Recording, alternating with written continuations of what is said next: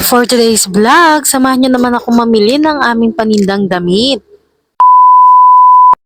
Toyang's vlog, madiscarding ina. Heto nga po at madaling araw kaming umaalis ni Mister para bumiyahe ng maaga. Dahil malayo-layo rin ang aming biyahe na pupuntahan. Commute nga lang po kami ni Mister dahil wala naman po kaming sariling sasakyan.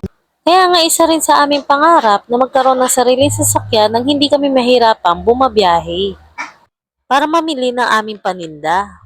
Sa ngayon na ito munang motor namin ang ginagamit namin sa pag-service namin. Malaking tulong nga rin sa amin itong motor namin para sa pang-araw-araw na hanap buhay namin. Kaya hindi rin biro ang maging isang online seller o isang negosyante. Dahil hindi biro ang pagod at puyat. Heto, nandito na kami sa junction para maghintay ng bus na sasakyan namin. Andito nga lang kami sa tapat ng XM Breaky Kapas. Dito nga lang namin pinapark at iniiwan ang motor namin dahil dito rin kami bababa pag pauwi. Dito kasi nagtatrabaho ang mister ko sa XM Breaky. Day off niya nga lang ngayon kaya nasasamahan niya ako pag market day namin.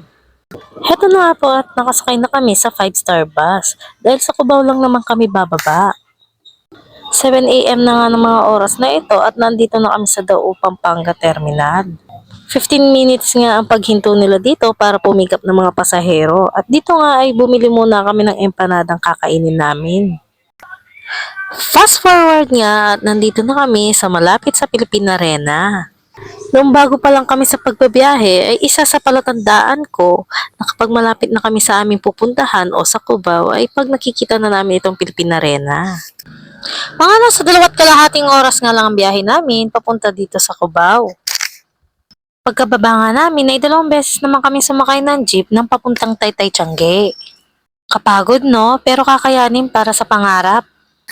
Isa nga sa palatandaan na malapit na kaming bumaba ay nakikita namin yung mga nagtitinda ng mga garments materials tulad ng mga tela, sinulid. Sobrang dami nga ng mga nagtitinda ng mga damit dito at tela.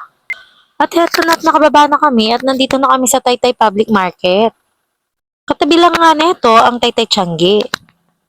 Napakalaki ng lugar na ito mga tso at marami ka talagang pagpipili ang mga damit.